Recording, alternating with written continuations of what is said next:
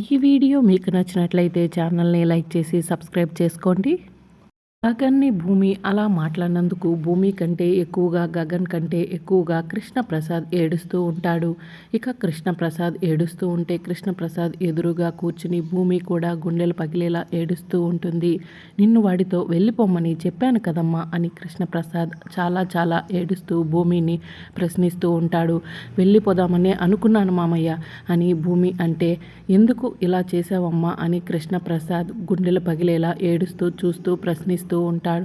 నా కూతుర్ని ఎలా తీసుకెళ్తావని ఆయన అడుగుతూ ఉంటే, ఆయనతో వెళ్ళిపోవటానికి నాకు మనసు రాలేదు మామయ్య అని భూమి గగన్ని అలా మాట్లాడినందుకు చాలా చాలా బాధపడుతూ ఏడుస్తూ చెప్తూ ఉంటే, కానీ వాడి మనసు విరిగిపోయింది కదమ్మా అని కృష్ణప్రసాద్ అంటాడు.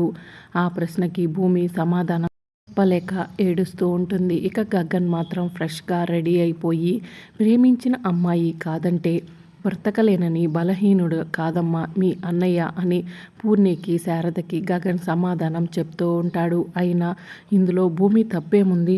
తనంటే నాకు ఇష్టమని నేను ఏ హక్కుతో అయితే చెప్పానో, నేనంటే ఇష్టం లేదని చెప్పే హక్కు కూడా భూమికి ఉంది కదా.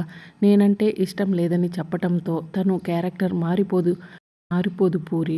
అదే భూమి, అదే మంచితనం. ఎప్పట్లాగే మనం ముగ్గురం అని శారద పూర్ణిని 2 చేతులతో కూడా దగ్గరికి తీసుకుని గగన్ వాళ్ళకి ధైర్యం చెప్తూ ఉంటాడు. ఇక్కడేమో భూమి గుండెలు పగిలేలా ఏడుస్తూ ఉంటుంది.